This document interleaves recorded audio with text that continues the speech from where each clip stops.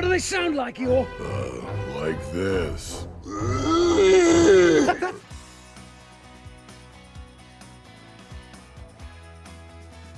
Number 10. Brad Garrett.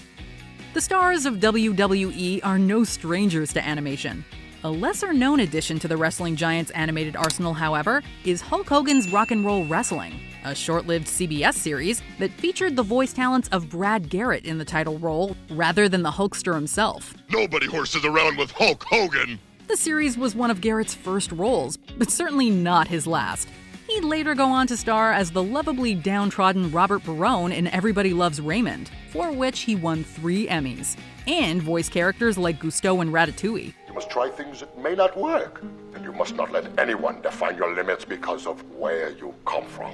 Your only limit is your soul. He's also performed as Eeyore in both Christopher Robin and Ralph Breaks the Internet. Lame. Hey, easy there. Oh, I mean, no offense or anything. Number 9. Howie Mandel.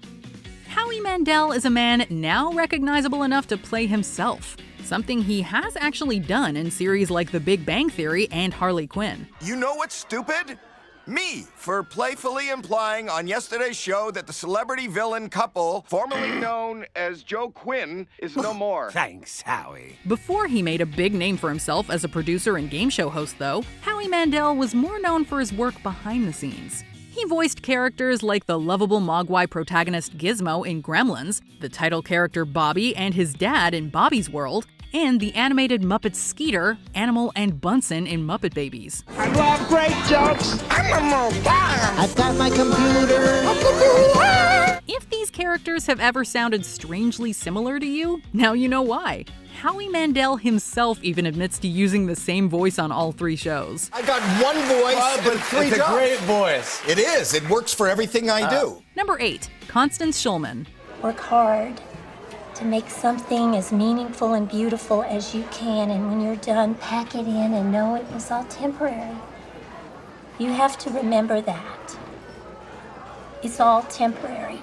If you've ever watched Orange is the New Black and thought that Zen inmate Yoga Jones sounded a little familiar, you might be a 90s kid. Years before she joined the cast of the hit Netflix original, actress Constance Schulman provided the voice of Patty Mayonnaise, Doug Funny's object of affection on the animated show Doug.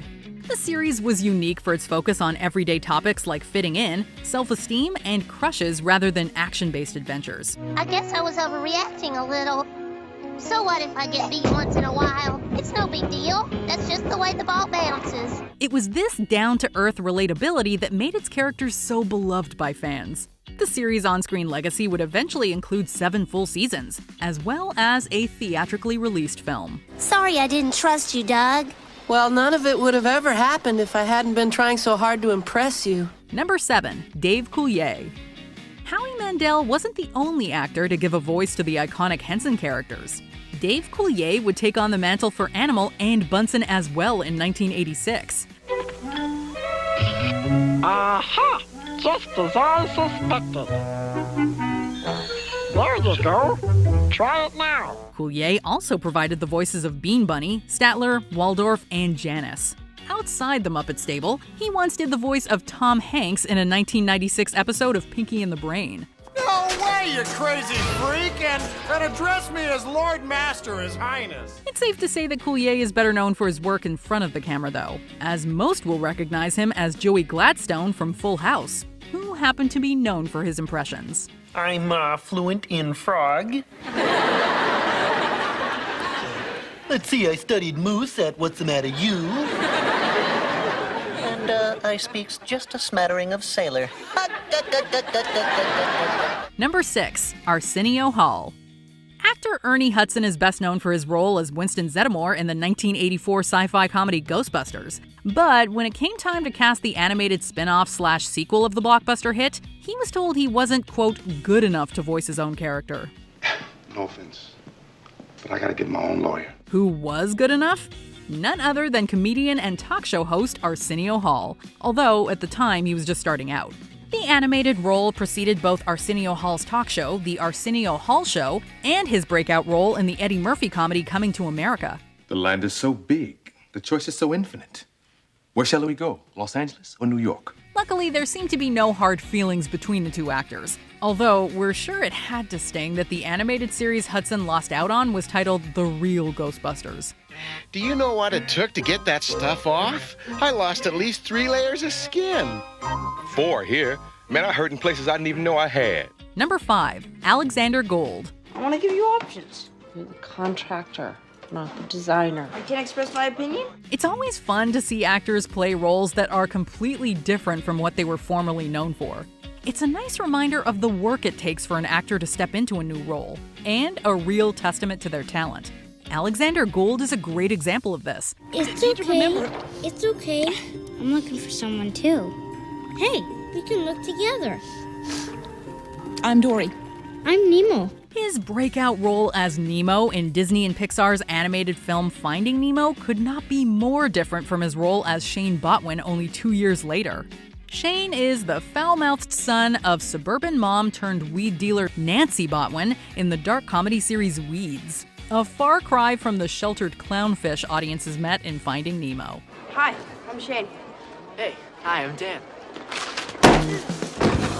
Number 4, Fergie. Before Fergie became the Fergalicious pop star we know her as today, she was Stacey Ann Ferguson, a child with a dream of making it big. She grew up studying dance and landed a role on the musical children's show Kids Incorporated when she was only 8 years old.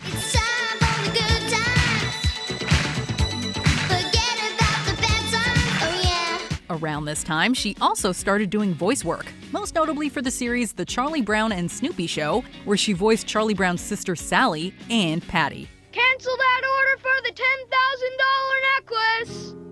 After the holidays are over and everything has quieted, I'm gonna slug you! The former Black Eyed Peas member later referenced her past voice acting roles when promoting her album The Duchess, saying, quote, "I've done voiceovers all my life. I like to play with different voices," which is what I'm having a lot of fun doing on this record. But come to think of it, Chuck, now the surprise is gone, isn't it? Number 3, Phil Hartman. Canadian-born funny man Phil Hartman captured the attention of American audiences with his roles on the long-running sketch comedy show Saturday Night Live, where he became known for original characters like Unfrozen Caveman Lawyer and his impressions of various public figures, including former President Bill Clinton. Doesn't matter how much food you send. A McDLT, a hot apple pie. It's just going to end up in the hands of Warlord. You might also remember him from such iconic Simpsons voice roles as Lionel Hutz and Troy McClure.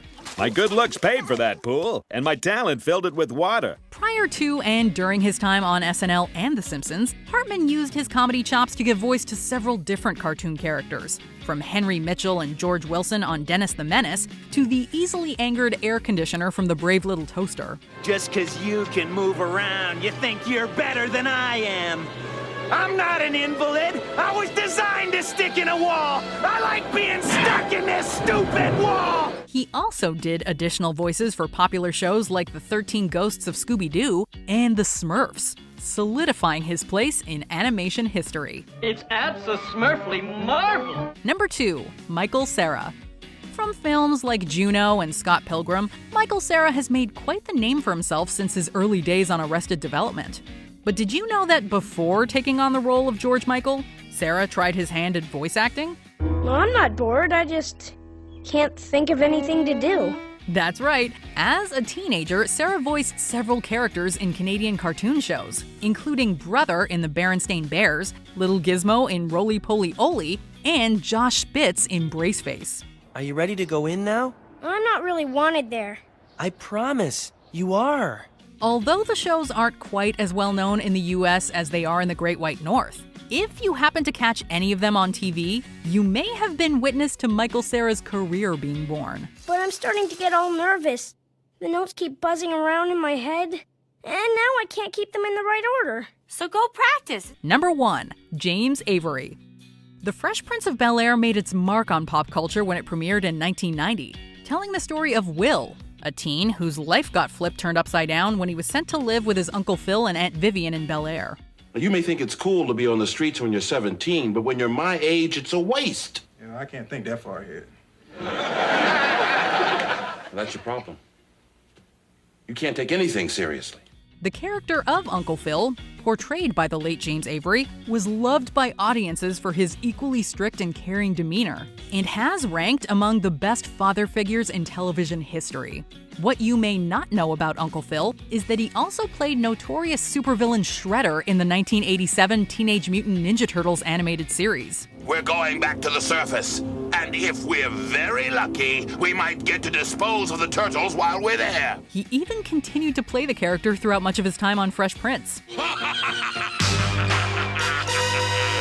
Talk about Dr. Jekyll and Mr. Hyde. There's gotta be a limit even to your grossiosity. Maybe so, but I haven't found it yet. Did you enjoy this video? Check out these other clips from MsMojo, and be sure to subscribe and ring the bell to be notified about our latest videos.